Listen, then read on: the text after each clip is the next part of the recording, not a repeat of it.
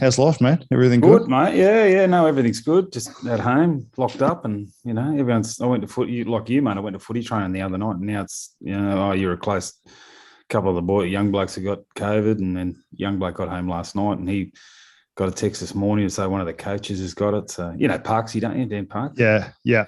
So he's at uni. He's coaching the Colts. So Huey is over there, but there's a few of the young guys who got it as well. So it's just a never-ending saga. So are you coaching at uni this year? Yeah, mate. I've been there for a few years. I did that. I did years and years and years ago. I did uni, the grade, and then I left. I went up to Newcastle driving tugboats, and then I've come back, and then for the last 3 years, I suppose I've been doing uni Colts, just the scrummaging stuff, and nothing serious. And I had that scrummaging is very serious, mate. And I had Parksy on the other week. I actually had a beer with him a couple of weeks ago. He's a good man. He's a bit of a wild boy. I think he's going to enjoy it there, mate. It's pretty good. Like they got just set up, mate. Like they're just the gymnasiums and all the pools and the change rooms and everything's right next to the oval.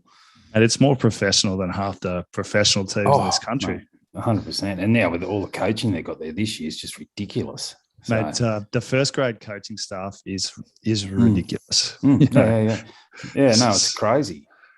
And you got Brian and Bako there as well. Like they're just going to do all the grades. You got Laurie doing the scrummaging in grade, and Parks with Sean Hedger. So like Hedger's really experienced.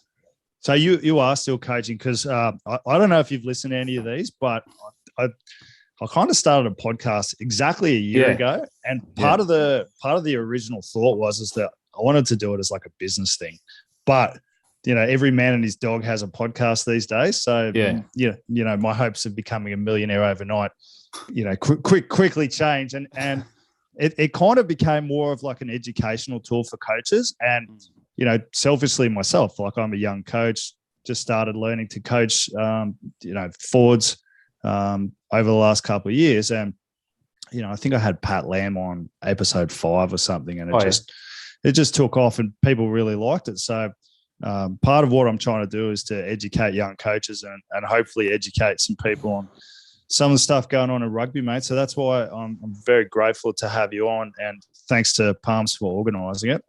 No, all good. All good. I guess, mate. Let's just jump straight into it, Belly. Yep, go for it. Who have you coached before? Let's give people a brief introduction on your background.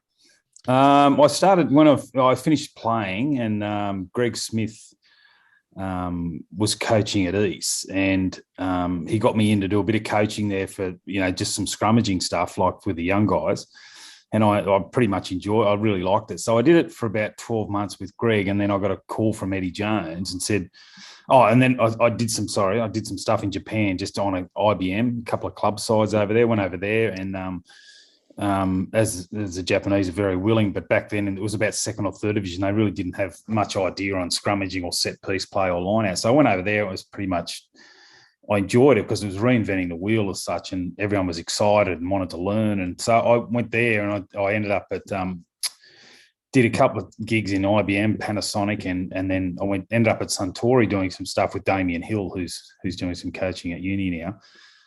And then I came back. I went over there for about 2 years, and then I got a phone call one day from Eddie, and he said, mate, would you be interested in going over and coaching the national side for the World Cup? And that was about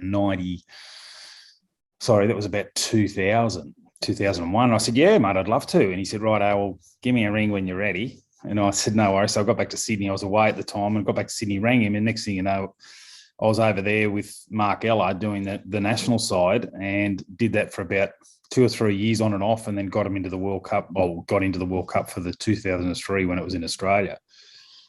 Then finished there and came back, and then I was doing some stuff with the ARU doing the set piece stuff. So it was like the scrummaging, just trying to sort of centralise everything and get everything done. So it started up as a junior program with sort of under 18s, under 19s, under 21. So I did the schoolboy stuff, and then I did it was under 19s then, and then under 21. So I sort of went across those 3 age groups, and then it morphed into doing the Super 15 stuff. So my philosophy around was we'll all do the same thing technically, so everything's great. And I used to tell all the coaches, I think John Mitchell was at the Force, Chris Hickey was at New South Wales, Laurie Fisher was down the Brumbies. So it started off that I was just making sure that we were trying to do all the same thing, and if I could help out and stuff. So I ended up doing a fair bit of coaching, which was good. and up in Queensland. So we just sort of got everything technically right. But, and as I said, we would talk with the coaches openly about what was being done technically, but tactically was a different story. If they wanted me to help out with tactics, that was no problems, but that was on the secrecy side of things, which was really good. So that was my philosophy around that. Technically, we all do the same thing. Tactically, we're going to do something totally different. How hard was it to get them all on the same page, mate? Was it something good. They were pretty seamless with it? Yeah, no, it wasn't seamless to start with. I had to prove my mettle that I knew what I was talking about. So that was fine. I think that was a trust thing that they sort of had to get over the hump a bit, that I was going around to all the Super 15 teams plus all the junior stuff. So, and that was around your time, Palms' time. I think Dan Palm was in the 19s. You know, Chipper Hansen, the Faangas, all these sort of blokes were coming through at the stage. Greg Holmes was a little bit older, and so when I left there, I ended up going to the Reds. So we won the under-19s World Cup, which was great, but we had a really gun side and with Scotty Wiseman a few years beforehand, took us a few years to get it together and sort of started coaching that as well. So, and then he moved on, and then we went over to the World Cup and we won that in Dubai. So, and we had a really, really gun side, but we had some really good young guys coming through. So we knew that, you know, everything was on play. And then we came back from there. I left there and went to the Reds for a couple of years, which was great. And we sort of had a bit of a they wanted to start again and bring a lot of young guys in. So we got there was only a couple of blokes I missed out on from that 19s, getting him to Queensland. So Benny McCalman was one. Pocock we were pretty close to. So, and that was really good, you know. So then from the Reds, sort of went back to my roots of driving boats, and then sort of still enjoyed doing the coaching bit, and then sort of came back in to do it again with Sydney Uni. And then I spent a few years in Newcastle. I was coaching up there at Merriweather and had a great time up there. It was like old school footy. It was great fun. And then came back to Sydney, and then ended up back and was doing the Colts. So I like doing the young guys when they're coming out of school and sort of trying to get them all on the same page and trying to boost them up from there. So, yeah, no, it was pretty good. So many questions, mate, and I'm going to jump around a lot. When you first walk into a team and you charge with the scrum or the forward pack, what's the first thing that you do? Do you do a lot of research before you walk in? Yeah. Do you when you get there, do you throw them under the fire to see what they're made of? Did you have not really. process? Yeah, I sort of.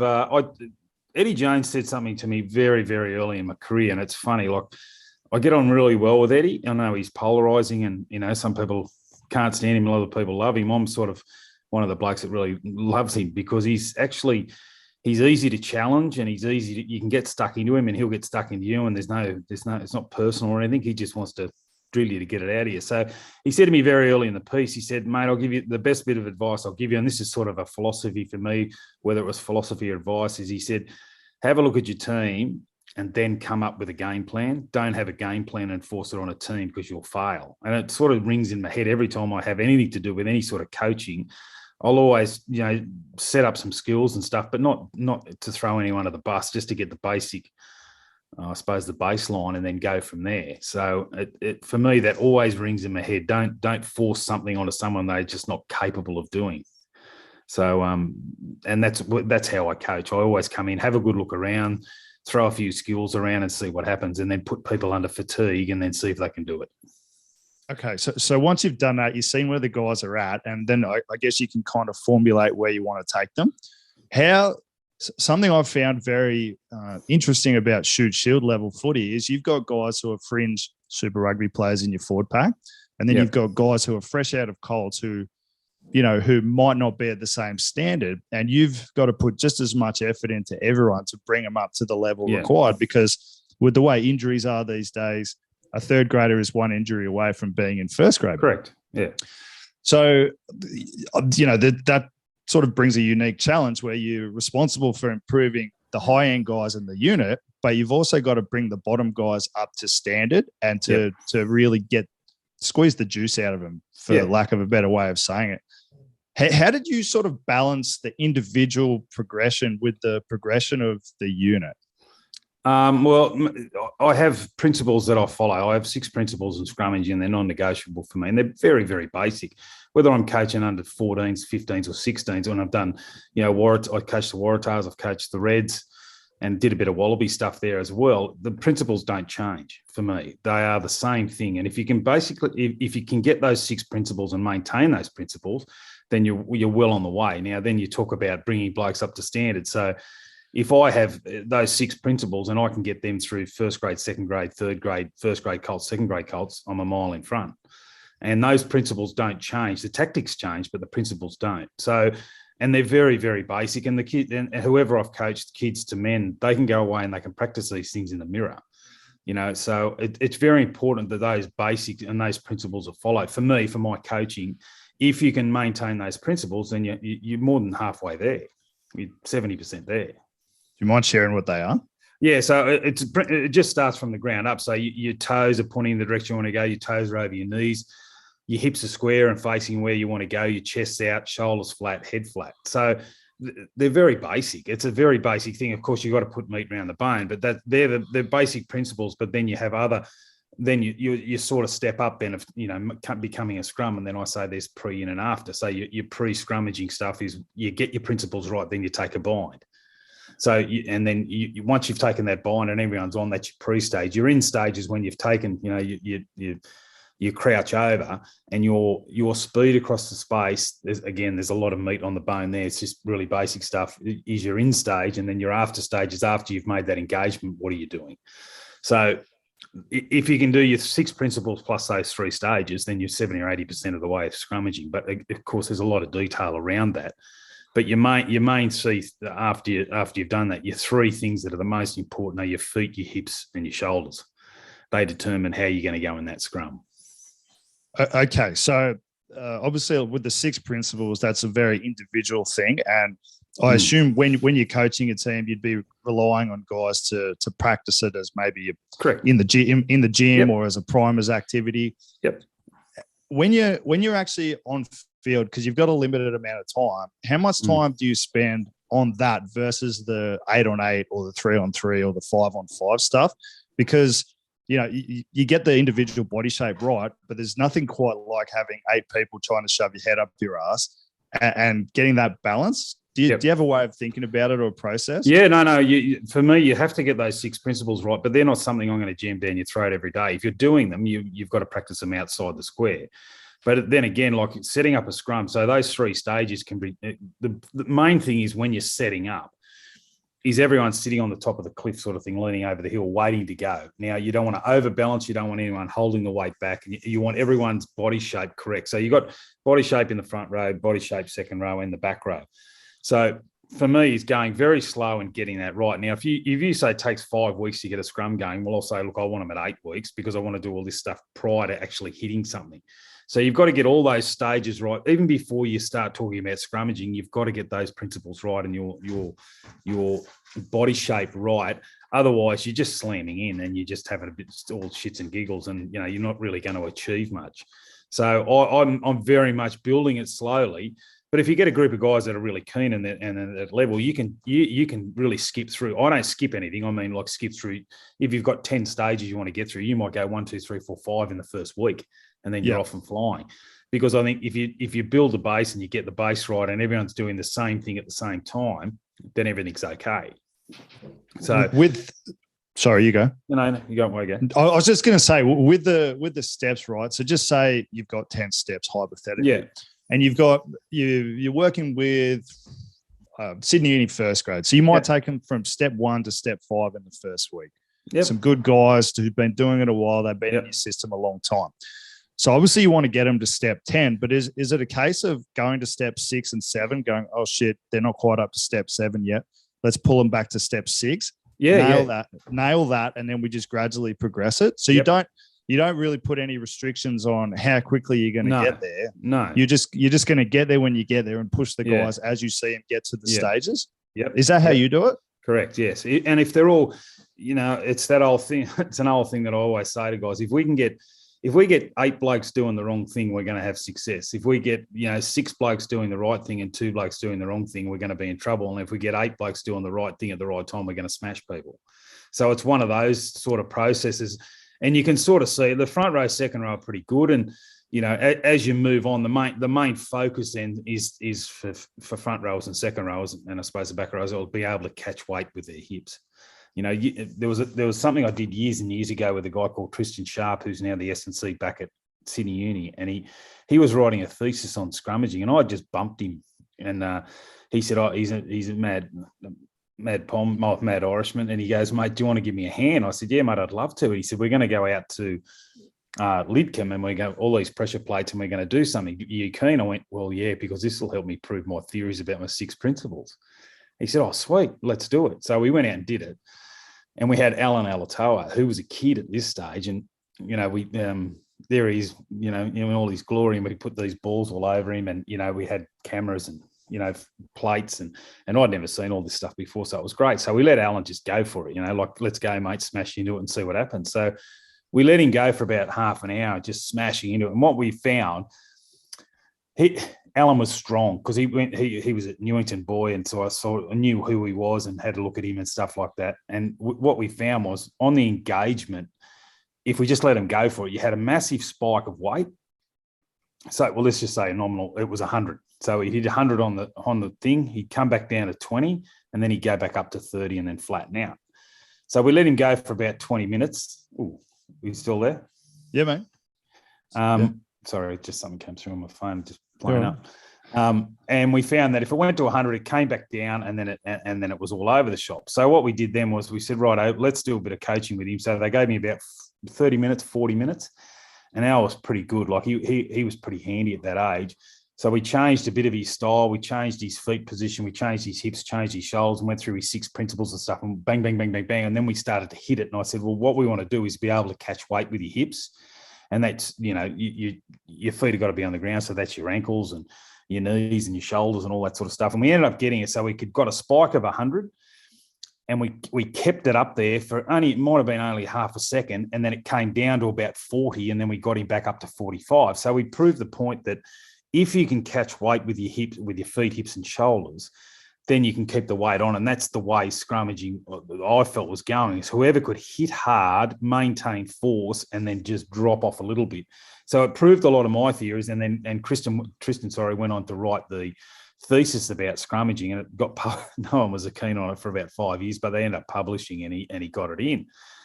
But it proved a lot of theories for me, and it also disproved a lot of theories for me as well. Which was great. And that sort of set me up. This is going back 10 or 12 years now when he did it. And it sort of really set me on the path of, I'm right. I understand what I'm trying to achieve, and I'm right here and I'm wrong here. So this is where I want to go with it. So then really sat down and studied a lot of scrummaging, a lot of front rowers, a lot of the Pommy front rowers. Like I really like Sheridan, and I really like Heyman from the All Blacks, New Zealand. Yeah. So Sheridan was an extremely strong loose head prop that could really load up through his hips. And I had a really good look at him, and then sort of based my scrummaging a lot on that, and found that, core stability was a big thing. And then I had my own kid that was a guinea pig for me. So, I used all my stuff. It's worked pretty well, mate. Getting there. So it was sort of, and that's how it sort of all came about. But Palms was, Dan Palmer was another guinea pig for me. He was someone that I found that was incredibly flexible, incredibly strong down low, and could scrummage like no other. So I spent a fair bit of time with Palms when he was a young bloke, and I really enjoyed it. He challenged me a lot and really, put a lot of the theories into practice, and he was incredibly strong and incredibly good. The thing that I always say about Palms is how a 90-kilo man ended up playing tight end prop for Australia. Probably shows you just how good he really was.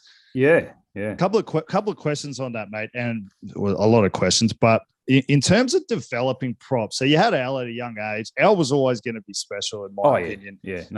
He just had it. I remember when he was at South, he was 18, playing second grade, and was just braining it.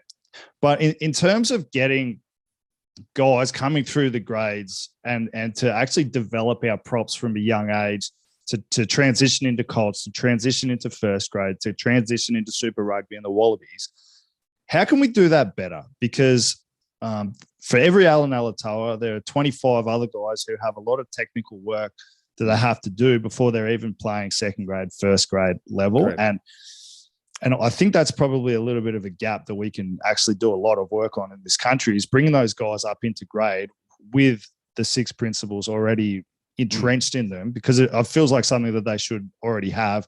They've got a certain amount of strength. They've got a certain amount of flexibility. How would you attack it? You've done a lot of work with development. Is there something that we can do better, in your opinion? Yeah, mate, I think the younger guys, I think developing younger guys is really important, because at the moment, and as I'm not trying to be derogatory towards anyone, the biggest kids always get picked at the moment when they're at school, because it's a bit of a win at all costs. But a lot of those kids don't go on, or they lose interest and they move on. So, and then there's a lot of kids that are coming through, and I was one. So anyone argues with me, I always say I was one of those kids that came through late, and you've got to find the fire in the belly before you find the footballer, because if you don't, then some kids just move on, and then you've lost. You lose a lot of people to they just give it up. So I think the younger guys, and with the academies and stuff like that, I still think they should be going back to, if you're an academy coach and you can put through 120 kids in a month, I think that's the way to go. And you sort of have I'm a bit of a, load the gun and fire it off and then reload it again. You know what I mean? So if you bring 20 kids in on a Monday, 20 kids in on a Wednesday, 20 kids in on a Thursday, and you're running programs, you can then filter out the guys that are keen, the guys that aren't keen, and the guys that have got skill and guys that can't. But if you're just picking kids straight out of schoolboys because they're schoolboys, then I think you're sort of you're narrowing the field quite quickly. And I'm a big one. I've always said, like, what if I look at a team, say a young team, I always say, what's your churn rate? What's your conversion rate? So what's your conversion? So let's just take the Waratahs, because we're in New South Wales. What's your conversion rate from Waratahs Academy into Super 15? That's into New South Wales to Waratahs, not getting pinched and going somewhere else. And also, what's your conversion rate? So the leagueies are very good at the conversion rate, conversion and churn rate. So if you've got a churn rate, say you have 20 kids, then you might say, well, every 2 to 3, every year we've got to lose 5. You pick them and get rid of them and bring another 5 in. So I call that a churn rate. Now it's pretty, barbaric, if you want to call it that. But at the end of the day, it's a professional sport, and you're paying money to people to deliver. If they can't deliver, then you've got to go and find other people that will. So you've got a churn rate one, and you've got a conversion rate, which is your other, and that really dictates how much, I suppose, effort, money, whatever you want to call it, into your academy. But I think that bringing a lot of kids into the academy, like 20 on a Monday, 20 on a Tuesday, 20 Wednesday, 20 Thursday, you've got 80 kids coming in that week, and the next you might do it on a 2-week basis. So you might have 120, 180, 100, 200 kids coming in within 2 weeks or 3 weeks, and then start filtering them out, rather than just going for the, there's 15 kids that played Australian schoolboys, let's throw them in there. That doesn't always work. Yeah, which is kind of what they've been doing for a long time, if to be fair. Well, yeah, and, to be controversial about it, who's picking the schoolboys? Exactly. Do you know what I mean? Exactly right. But why should the Waratahs or the Reds be influenced by what's happening at school? You're a professional sport. You find your own way, and that's what I always say. You find your own way. Now, if you're just picking kids because they played Australian schoolboys, how many Australian schoolboys have gone on to be Wallabies? There's not many. Yeah. You know what I mean? Yeah. So in that, you see that, well, at the time at school at 18 or 17, 18 years of age, they're probably the best footballers, but kids don't develop like that. Like, I was playing 5'8". I was at boarding school, and I was playing 5'8" in the 16 H's. So, and then 18 months later, I played Australian schoolboys at tight head. So I was really, really late, but going from 5'8" in the H's, the lowest possible team, to Australian schoolboys 18 months later as a tight head. And that was only a fluke. I just walked past a game and they needed a front row. I said, yeah, I'll play. That's it. And that's exactly how I fell into being a front rower. Weird, but very funny. But that's a crazy story. Yeah. Mate, just on all that, right? So in terms of actual coaching the guys, so you obviously got Gus, you've done work with Palms in the past. Yeah. What would you do You see a young front row who's showing, he's got the fire in the belly. He's got a little bit of physical ability and potential. How do you get him from, a developing kid to be a Dan Palmer or to be a Gus Bell?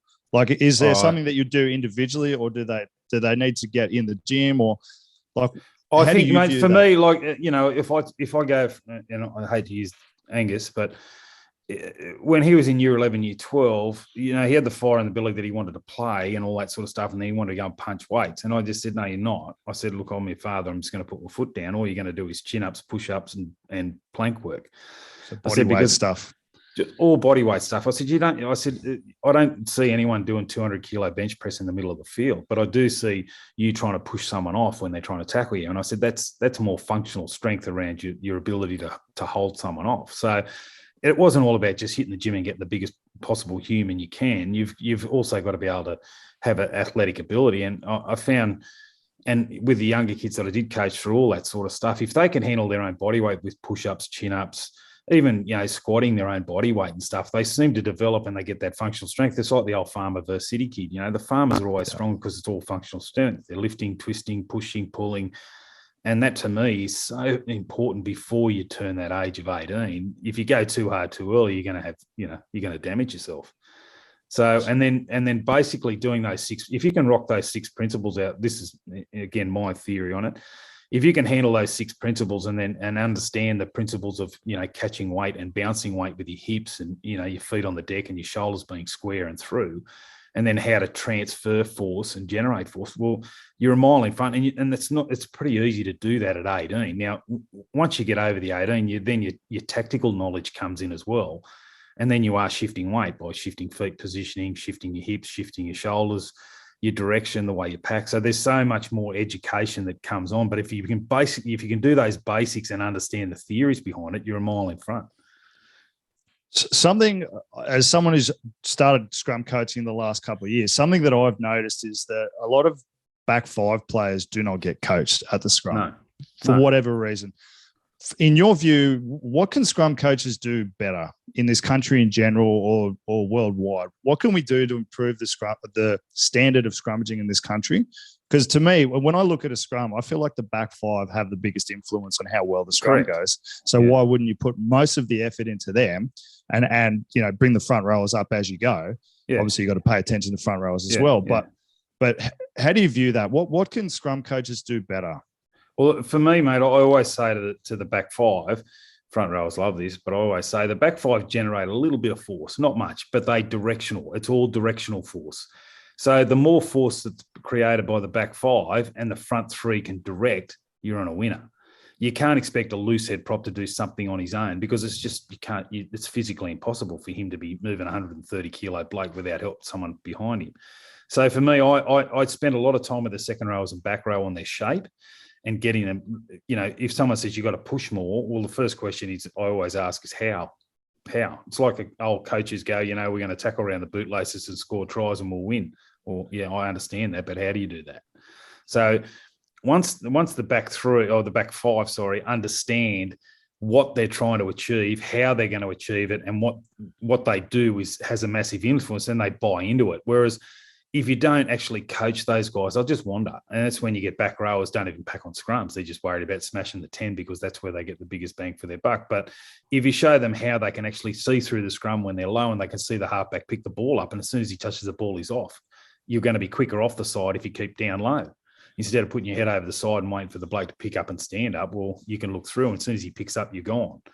So it's then getting them to buy into it as well. And once you get those guys to buy into it, and also you teach them the fundamentals of scrummaging, of your foot position then determines, your hip position, which then determines your shoulder weight.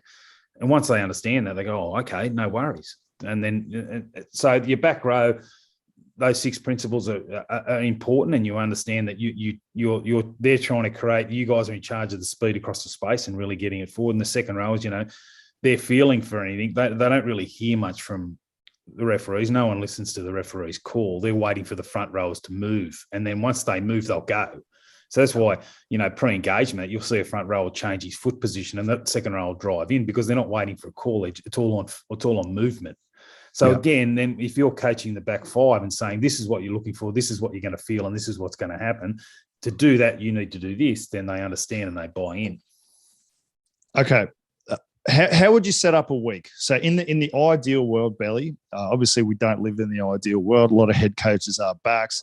They don't prioritize it as much as we would like. But something that I've struggled with is that in a week, you've got to get in your attacking lineouts, your defensive lineouts, your attacking more, your defensive more, and then nail a heap of scrum stuff as well. In maybe, well, we're kind of lucky. Our coach loves forwards, so it's probably 60 to 80 minutes a week. Yeah. In an ideal world, Belly, how would you structure it to get the most out of your forward pack so that you can have the biggest bang for your buck? Well, depending on how many days, I always start, like if you've got a 6:30 kickoff, I'll want them there at 6:15 and say, look, we're going to do a warm-up and we're going to talk about our 6 principles. So in 15 minutes, I've already got that. So I've got 15 minutes out of it. If we're doing a scrum session on the Tuesday night, during that 15 minutes, I'll tell them what we're trying to achieve. So I want my goals. This is what we want to achieve today, and this is how we're going to do it. So the 15 minutes there, I've just made up 15 minutes, and I don't have to cut into my own 15 minutes of 30 or 40 minutes of scrums. And then at the end of the scrums, at the end of the session as well, I might get them in for 5 or 10 minutes. So in all up, I've had 25 minutes of talking to them, getting their stuff right, and I've had 40 minutes of really whacking it into them. So for me, it's finding little bits and pieces of time that you can make up. You might get lineouts are the same. At the end of the lineouts, you might finish your lineouts early because you've pre-planned it, and you say, right, I come in, we're just going to talk about our scrum again and get that right. But in a scrum session, you might achieve something, and then you go, look, we'll just do 5 minutes of lineouts. So I'm always looking for an extra couple of minutes here and there. If I can get an extra 5 minutes a day, I'm going to make up 20, 30, 40 minutes a week, so which I never would have had. So for me, it's all about trying to find the time to do the stuff that I don't want to be talking about during the session. So if I'm got a 40-minute session, I don't want to be standing there talking to, okay, this is what we're going to do tonight. This is what we want to achieve. And they're mucking around, someone's having a chat or something. And, let's talk about our 6 principles. So I've wasted 10 minutes of that 40 minutes when I could be just doing 40 minutes of work. Yeah. And for me, then, that 30 into that 25 minutes, the first 20 minutes, I'm not looking for much, mate. I'm just looking for the work. It's the last 15 or 20 minutes that I'm looking then for they're under fatigue. Can they hold their shape under fatigue? And can they deliver? And that's for me the big thing is fatigue. Mate, Palm said something to me, and he might have got it from you, might have just got it himself, but he doesn't even look. He doesn't even start to look until they get tired. No, you can teach anyone to scrum when they're fresh, but it's when 60, 70th minute of a game when they've got to hold shape under pressure. It's that's like, mate, I always go back to say when coaches like backs coaches, we're going to run this play and we want the second row, he's going to throw this pass. And you go, mate, he ain't going to throw that pass. And they go, oh, what do you mean? But we've done it at training. And I go, well, that's all well and good. Let's put him under fatigue. So I'll say, right, mate, do 30 push-ups, sprint there, sprint back, now throw that pass. And, mate, if he hits that pass twice out of 10, I'll go, yep, okay, we're on about a 20% hit rate there. But if I do it when I'm fresh, he's going to throw that pass every day of the week. So, in the 60th minute of the game, when he's absolutely wretched, he's just come out of a scrum and he tries to throw a 20-metre pass, he ain't going to hit it. So that goes back to my philosophies at the beginning with Eddie. Don't expect someone to do something, that they physically can't do. Now, a front rower might be able to do it at 70 minutes. Great. Well, let's use that. But under fatigue, you sort of get you start to find out what blokes are capable of, and that's when you find out. That's when you start coaching. Yeah. So with your session, right? So you've obviously got to take into account the physical demands. How do you view giving feedback in a session? Because I could imagine I've seen this with a lot of coaches is, the loose head drops his bind, the scrum goes down, and he spends a lot of time in the session trying to fix the loose head. But you're losing everyone else and you're not getting the physical requirements out of the session as well. So in terms of giving feedback, do you give people feedback on the run? Do you videotape it and sit down with guys to go, hey, you need to work on this? Yeah. Oh, you can do both, but I won't I'll just always ask a question, how you going, mate? Do you know what I mean? And he'll tell me straight away. If he doesn't tell me, he doesn't know what he's doing. You know what I mean? And that goes from a 15-year-old to a 30-year-old. How's it going, mate? Oh, my hands, I keep dropping my hand. You sweet? Yep. That's all you need to say, and I'm a big one for they've got to self-critique. If they can't self-critique, and a lot of times I'll have a chat with the hookers and that before training or after training and say, mate, you guys know when something's going wrong because one of those principles that we've spoken about has not been done. Now, whether the tight head second row has got his hips up in the air and he's not getting on, or he's got his wrong foot in the wrong position, I said, mate, you can always find it using one of those principles. So if you can drum the 6 principles into your front rowers, they'll problem solve for you. That's the technical side of it. The tactical side of things is different again. So for me, it's the self-critique, and they've got to find their problems. I can see what's going on. There's no doubt. But if I just keep hammering away like a school teacher talking to a kindergarten, mate, just lose them straight away. Yeah. Okay. So part of that is getting guys to think for themselves, because if they're thinking for themselves, they're actually learning it. Yeah. Is that what you mean? Yeah. Yeah. And mate, I've done things where, you know, and this is the art, I suppose, of dealing with difficult people, that they think they're right. And I go, okay, mate, let's pack scrum. They go, what do you mean? I said, well, I'm fat and I'm 50. Let's have a crack, see what happens. And I got runners on and you got boots on, and see who's right and who's wrong. And then, but that's part of a relationship building as well. And I just go, look, mate, I got you. I said, I'm fat and I'm old and I've got you. Oh, yeah, I see that. Well, you know, you've got to get your shoulder down. You've got to target better, or whatever you want to do. Okay, yeah, got you. Or try this. How did you deal with that? Like, so I could imagine at times through your career, you would have had maybe a more experienced guy who thought that they had their way of doing things, or maybe a young guy wasn't quite buying into it. Is that literally what you do, Belly? You go, all right, let's fucking get down and no, not necessarily, mate. I think you've got to. I think it goes with any relationship. You've got to prove or show that you know what you're talking about. You know, and I've had some doozy questions and wacky questions, whereas I've had, you know, other blokes that have played 50 tests, 60 tests for Australia go, mate, I didn't think of that. You know what I mean? Like, so some people are different, and that's the art, I suppose, of coaching as well. Is I suppose not winning I suppose you are winning the trust of the person, that you know what you're talking about. You know, and some people take it on as criticism, and it's not criticism, it's coaching. That's the difference. You know, like some people are more open, some people are shut off, and the guys that are shut off tend to be the blokes that are, you know, can end up being problem childs within the team itself, not like socially.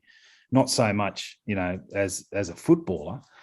But yeah, no, look, it's one of those things that's coaching. You know, you've got the art of dealing with difficult people, and that's, you know, there's a lot of negotiation involved, a lot of winning trust, and, you know, and showing respect both ways. And that's a big one for me. It's just to respect both ways. And if you think you've got a better system, bring it on. Palms did it to me millions of times. You know, like, there was a lot of stuff that I had, you know, when Palms went into coaching, we sat down and, you know, we used to talk a hell of a lot. And he showed me all this coaching stuff. And I was going, oh, wow, that's really good. And he goes, well, you know, it's yours. I said, that's not mine. You know, I said, that's mine. But that's not. Where'd you get that from? He goes, oh, it's what I'm doing. I said, mate, it's gold. I never thought of that. So, you know, and that's the best thing you can do with anyone, coaches or anyone else, is sit down and let them talk and listen to them, and then just go, wow, that's a really good way to look at it, you know. So you work with different coaches. Scotty Wiseman was unbelievable, you know. And Scott Johnson was good. Jono's is out of the box thinker. I don't know whether you know him or not. Jono's, he'll say something to you, and it's right there in your face, but you didn't see it, and you go, didn't think of that. So some guys look at it from different angles. Wisey looked at it from different angles. You know, people look at it from different angles, and I suppose that's the beauty of coaching. You get some people in there that look at it and you go, that's really wacky. And then you think about it, you go, that's actually right. You know? Yeah. So if you keep your ears open when you're coaching, and you just take snippets from people here, snippets from people there, and, you know, you have a conversation with someone and they say, yeah, you're right. That's a really good idea. What do you think? I remember when I was overseas, I did the 19s. There was this little French bloke, and he was as funny as all get out, and he was the front rower. He's, you know, looked like a crab. He was tiny and he's built like a truck. And I remember sitting down with him. He was in broken English. He was telling me about scrummaging, and I was telling him about scrummaging. We were pissing ourselves laughing, going, mate, we don't even know each other, but we're talking the same language. He ended up being the French scrum coach, you know, eventually. And it was still, I could still see that his coaching style, or the way that he taught his players to pack and all that, was still there. I could see it in the French team, you know. So it's one of those things that once you get your philosophies right, and once you get your techniques right, and something you really believe in, then you hammer it and you don't change your technique. You don't change. You know what I mean? That's something that you got to deeply believe in and stay with it. So, you know, there's philosophies around, you know, second rowers going down on one knee or staying up. Well, arguments both ways for me. I want to ask you about that. I have not really heard a good argument about the split stance for second rowers. Potentially, I'm not talking to the right people, but what's your take on that? Oh, well, see, I'm split stance. Oh, yeah? Yeah. Well, but why? Why though? Well, if I see it as a you know, like an Olympic sprinter that's starting. If you're on the tight head side and you've got your right foot up and you're in a split stance, you're not on your knees. I'm another one that likes to be up. So, you're sort of in that shape there. So when the engagement comes, all he does is drop his hips through and he flattens out, so it's really fast. If he's on his knees, he's got to come up and he's got to come down and then he's got to go in. So bit too much movement. But if you've got a split stance and your inside foot's up or your outside foot's up, like a 3-point start, as soon as you want to go, you drive off that foot and then the inside foot comes up square and then you're in that shape. Rather than starting square, I feel that some guys get their feet too far back. So as they've packed in, they've laid out. So as soon as the weight comes on, what's the first thing they've got to do? Lift their feet. So they're lifting their feet. Yeah. And I keep saying it, like, if someone can show me someone in the world that can push with one foot in the air, the foot that I want on the ground, show me. Mate, I'll run with it, but I haven't seen it yet. No one can physically push when your foot's in the air. So I always go outside foot for the second rowers and inside foot for the back rowers. And then what ends up happening, I got two guys that are pushing up, like pushing the front rower who's in front. So he's got all that weight generating through his spine and he's straight. That's why I like the split stance. There's a good reason. Yeah. So every sprinter that you see run off the mark, if they've got their right foot off, they've got to drive off that foot first, and then the other leg comes through.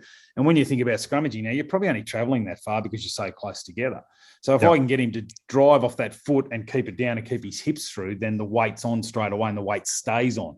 And then when you go into the squeeze now, the first thing he does is load up on that leg and the weight comes through and then he steps, and then they start the step. But if you get into it, you're both square on your knees, they tend to get laid out, or they're flat like that. So when the weight comes on, the first thing you got to do is they've got to step to bring their shape on. So their feet come up, and there's a seam in your scrum there where you've got a weakness. So when do you start? No, but mate, that's a good reason. I'd seen people do it, and I think people do this a lot in coaching, particularly at the community sort of shoot shield level, is they see the All Blacks do something and they go, oh, let's do that because the All Blacks are doing it, without really knowing why people do it. Well, they don't know why they're doing it. And you've got to remember that these blokes are All Blacks for a reason, because they're good footballers.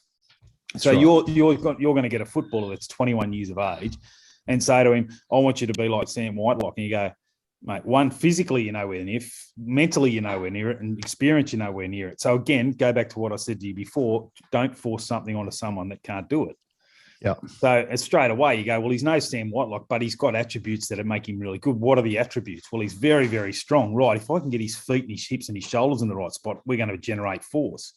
But if his feet are wrong because he's too tight or he can't do that, then I'm asking him to do something that he physically can't do, and he's going to fail. So I'm setting him up for failure.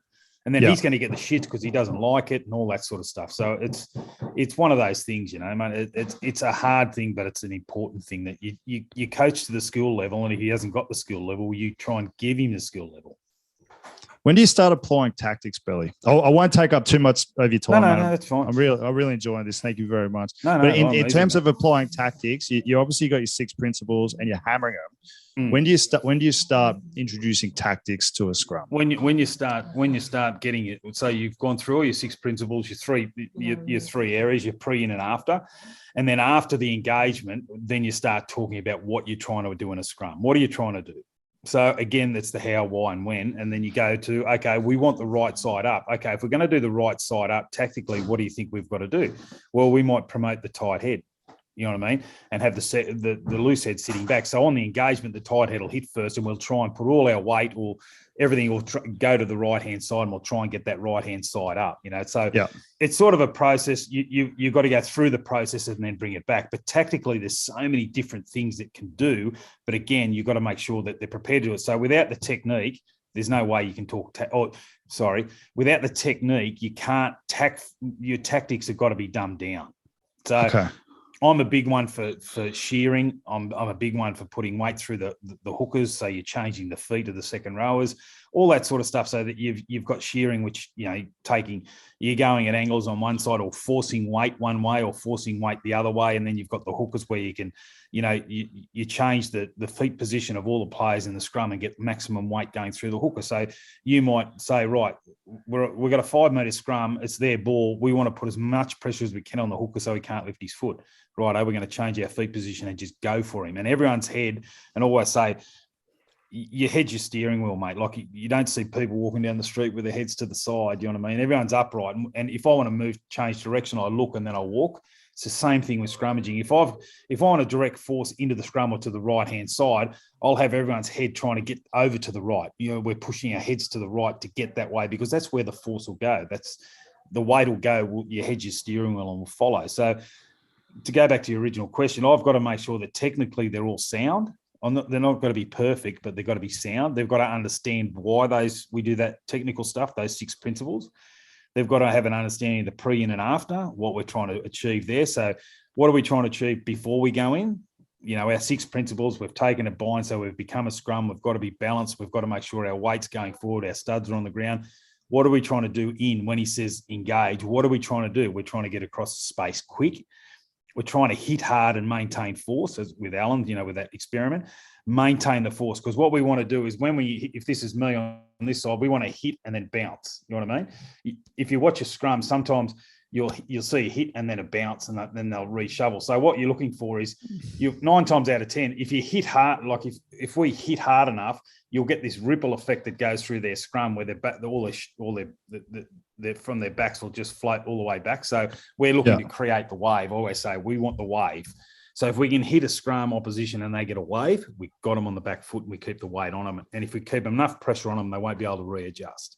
So so that's the in stage, and then the after stage. Once we hit, we want the wave, we want the ripple, and we want to see if one of their second rowers lift their feet or their front rowers. If their front rowers and second rowers lift their feet, this is up to the hooker. We've got a seam. So we're going to attack that seam the next time.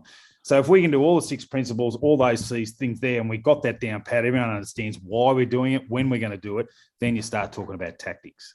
You know what I mean? You might say we're on the right-hand side. We don't want them to, we want to give them a blind side, but we know that our 9 and our back row are going to shut the blind out. So they're going to have to go open, and then we get stuck into them. So then your tactics come into it, but that's the tactics between the hooker and the halfback, or the hooker and the captain, whoever it is. And depending on the field, his tactics then have got to measure that. So we might be, 5-meter scrum or inside their 22, and we go, right, we're going to shear them and put as much pressure on as we can. So when you're doing that, Belly, so obviously getting sides up to launch an attack makes a hell of a lot of sense for most people. In terms of, shearing or isolating individuals in the opposition team, do you have a theory on whether you attack their strengths, or do you isolate someone who could potentially be a weakness? How do you look at that? Oh, well, I suppose that comes up back to the coaching side, as well as trying to identify, you do a SWOT analysis on their scrum. So I always went strengths, weaknesses, opportunities, and threats.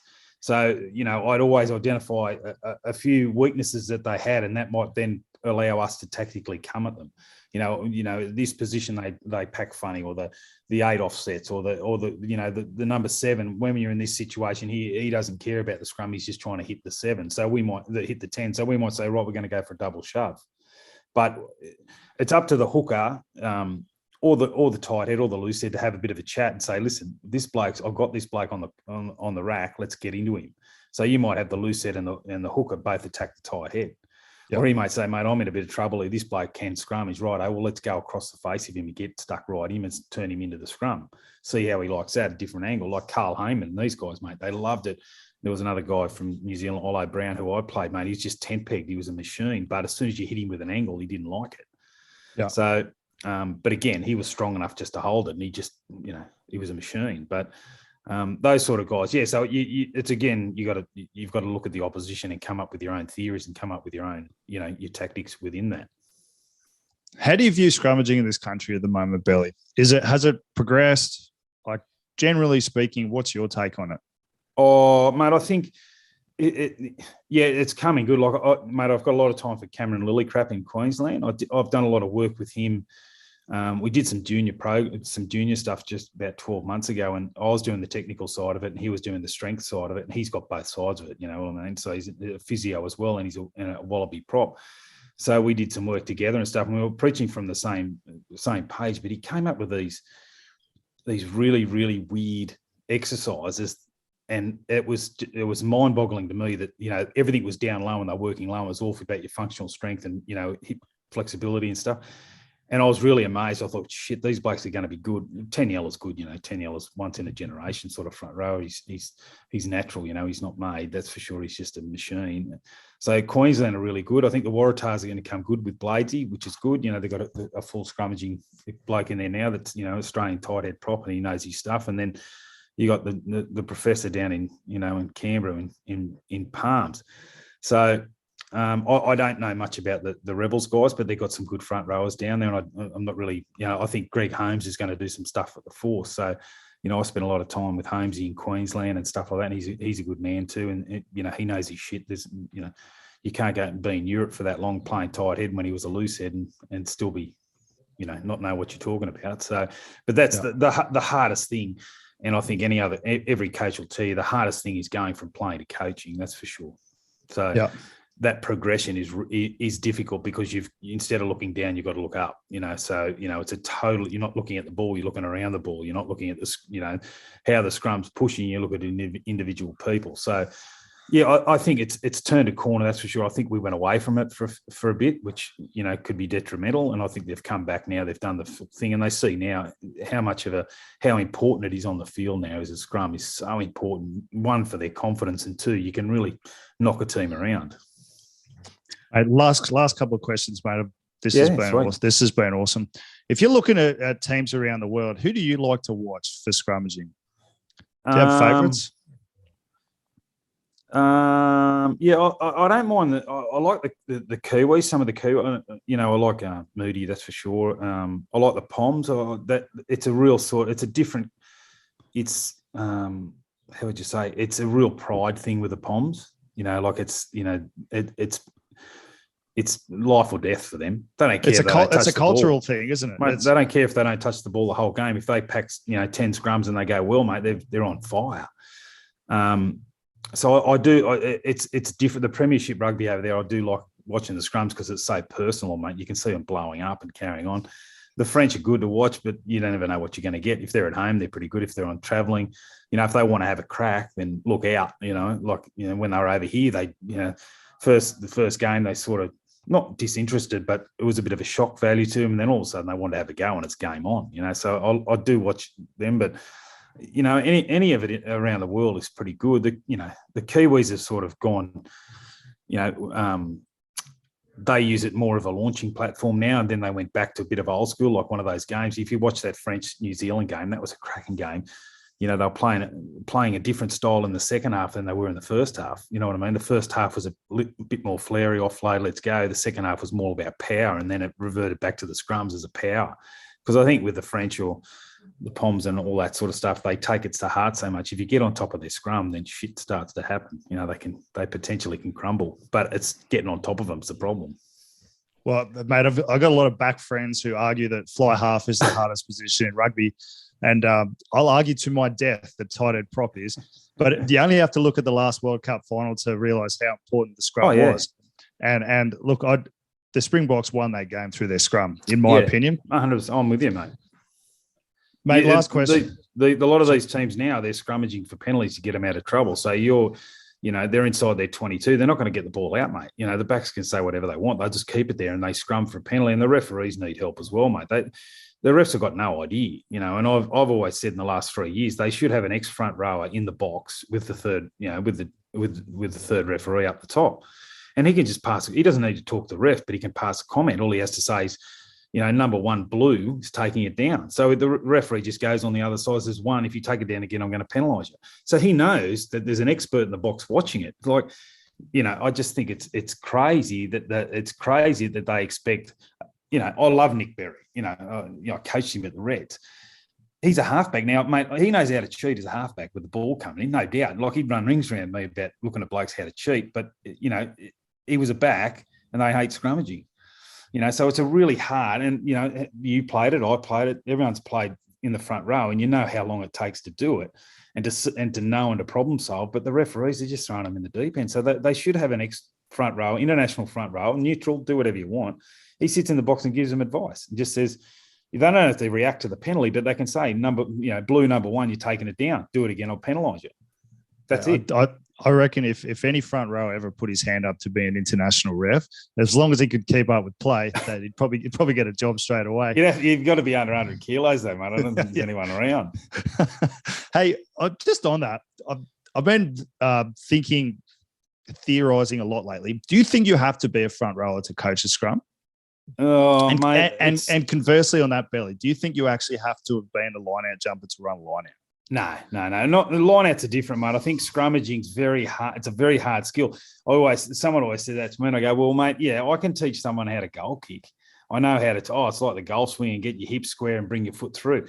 Now that's all well and good. I'm teaching out of book, but I don't know the feeling. Yeah, and I don't think I could sit here all day and watch goal kicking, and I could read up and I could study on and go, you got to get your hips square, you got to point your foot in the right direction towards the post and swing through and follow through. Sounds like I know what I'm talking about, but I don't know the feeling. Do you know what I mean? If I put a ball on the thing, I'd be lucky to kick it. Do you know what I mean? But here I am trying to teach someone how to think, and that's why I don't go outside my box, mate. You know what I mean? Like I don't try and. I know how to catch pass, but I don't, backline play and stuff like that. I'd stay out of that because, that's something. If someone asks my opinion or what are your thoughts, I'll go, yeah, this is my thought. It's not my opinion, it's my thought, Yeah. And that's what and again, going back to what we were saying before, if someone says, what do you think about this? I always say, is you asking for my thoughts or have you got an opinion you want me to back up on you? Yeah. You know what I mean? If you've got an opinion, there's no use me talking to you. But if you're asking for help, this is what I reckon you should do. So it's very interesting. It's what you said before about going from playing to coaching. So as a player, I only ever watched the scrums, or the front rowers. I didn't give a fuck about the rest of the game. And then all of a sudden you're a head coach of second grade and you go, shit, I've got to learn what halfbacks do. And, outside centers or wingers. And it turns out that they actually do more than I thought, Bill. Yeah. Well, it's interesting now that the whole coaching thing is taken on a totally different, it's more like a business model now. Like if you take from one of, the Wallabies, you've got Dave Rennie now, who's the head coach. Now, does he, and this is not, I'm not being detrimental here at all because it's very hard to do, but does Dave coach much? I don't, he will give direction to his coaches and then his coaches deliver. So he's like the CEO and he's got a CFO under him as a manager and then he's got his managers. And I think it's the way that it's going. And I think I think Rennie really trusts Wisey and really trusts, McKellar and these guys. You can see that they have a major influence on the play, which is good. And if you look at a head coach now, mate, you're dealing with so many things off field, on field, just the shit that goes with it, the referees' reports, the referee meetings, the day-to-day, but you still have a massive influence over your team, but you're not in the mud. You know what I mean? Like that's where you need your specialist coaches, like your scrum coaches. You need your specialist backs coaches. And I know Dave Rennie's got a massive experience and I think he's really good for the game in Australia because he's very cool, calm and collective, your ass is on fire, Dave. Yeah, that's all right. It's my ass. It'll go out. Don't worry. You don't have to worry. He's sort of that sort of character, which I really like. I really like that sort of character and nothing's a problem and, it'll be sorted out. So I think the coaching itself has changed. Whereas in the old days, the head coach would be a specialist backs coach and he'd coach the backs and they'd have a forwards coach and away you go. But now it's changed and it had to change because of the professionalism and the amount of touring and the amount of coaching and all that sort of stuff. And I think it's a good for the game because then guys like Wisey, and McKellar and, these guys have an influence on the game. New South Wales, like with Coleman, he's very good at bringing a team together. He's very smart with his football. He doesn't need to be that much of a hands-on coach anymore, but he knows what he wants. Do you know what I mean? Yeah. So he then leaves that to Wits and the forwards coach and the backs coach, and you got Gilmore there as a defense coach. They all know their shit, and then he just brings it together. And I think it's a really good model. And I think with Darren being at the head of it, he really knows how to bring a team together. He has to make sure, like Rennie, that these players are mentally right for it, and fundamentally everything's all right. Because if you've got shit going off field, you're not going to get a performance out of a player on field. So then it's detrimental to you and the team. So, not only you're a psychologist, you're a problem solver, you're a family man, sorting out family problems and making sure these blokes are ready to go. Because if they go on there with a massive issue, they're not going to perform. So, there's just the game's changed so much, So the cultural element's huge, isn't it? Oh, massive. particularly for a head coach. Yeah. They've got, it's that whole thing. You got to have a common cause to fight for, or otherwise, you're fighting fronts on all, on different angles. You're getting attacked from all sides, and that's where your player. Do you pick the best player, or do you pick the best team bloke that's 90% as good as the other guy? Like it's one of those things that sometimes you got to let the best player go because it's just too much trouble, and he causes too much trouble within a team. So, and that's where the coach comes in and giving. And the other thing too, mate, I'm a big believer at idle minds cause trouble, and that's where the head coach kicks in. He's got to keep everyone busy so they don't start, tearing each other apart because, idle minds are terrible. So the whole coaching stuff has changed so much. It's opened up a whole new world that I didn't know existed. Like for me this year, I had a guy. So I'm standing on the roof. We had a fresh bench that week because our third grade guys didn't have a game. And I'm looking about 20 minutes in the game. We've got fresh front rowers for a change. I'm going, who should I put on at half times? You start thinking about that sort of stuff. And I've gone, oh fuck, one of our props isn't here. He hadn't checked, our management team hadn't checked him in because they weren't used to checking the reserves in. And I've tried calling him, one ring straight to voice message. He'd gotten on the piss the night before, realized that he wasn't going to make the game, turned his phone off, didn't bother to tell anyone. And 2 days later, he's called everyone back going, I'm really sorry. So, you don't have to deal with that in professional rugby, but semi-professional amateur rugby, it's a big part of it. Yeah, well, I coached at East as well with Scotty Bowen there, mate. That's the whole thing, mate. Some blokes just mightn't turn. Oh, I was working late. Sorry, mate. Well, just give us a ring. Oh, mate, I didn't think about it. Oh, okay. Well, we can't do scrummaging because I didn't have a front rower, But that's the way it is. Oh, right, mate. No worries. Just, and that's the main thing that when I was coaching, just ring me. I don't care what it is. Just tell me that you're not coming and I can make arrangements. So, but, that's the joys of, coaching at club level and, trying to get everyone together. I go back to when I was playing club level, mate. Everyone was there on time, mate. I was the youngest. I was at Warringah, and I was 20, I think, when I played my first grade game, and I was the youngest by 6 years. The next oldest bloke was 26. I was just going, what's going on here? It's basically an under 25s comp now, mate. Well, now, they're 20, 21. It's just a natural sort of thing, yeah. And I was only there because there was a couple of injuries. And I played Australian. I think I was in the Australian under 21s, and I was playing third grade at Warringah as a loose head prop, and then ended up as a hooker in first grade, and then just went from there. Mate, I'm very, very grateful for your time. No worries, mate. One more question, mate. I've enjoyed this immensely, and I've learned some good stuff. As someone who's an experienced coach, when you talk to a young coach like me, and they go, Belly, what's some advice that you would give a young coach who's starting out? What do you generally say to people? I think, well, just know your trade, mate, really, and don't be too rigid with what you think. Like it's a two-way. Coaching's a two-way street. It doesn't matter if you're the smartest coach in the world. If you can't get someone to believe in your philosophy or believe in you as a coach, or understand the common cause, then you're in trouble. So, I always say, it's. And it was something I picked up from Jono, actually. Are you listening or you're waiting to talk? You know what I mean? So you just sit back and listen and let them, especially when you're young coaching, you know what you want. You want to win, and then find out, what's going to make you win. Have a look at your players, come up with a game plan that suits them, and then execute it. But you've got to have everyone believing. So the best thing is to introduce stuff and then see what you always need. You need feedback, whether it's criticism, whether it's positive, whatever it is. People like to talk. Young blokes like to talk and like to believe in what they're doing. If they're talking, they're believing. If they're asking questions and challenging, they're believing. So I'm a big one for that. I love being challenged. Like, why don't we do this? I didn't think of that. That's a good idea. Let's do it. And then there's ownership. So if you can get players to buy into it and actually then feed on it and grow it, then they've got ownership and they believe in it and they'll do it. So if someone owns something, they're going to try as much as they can to own it.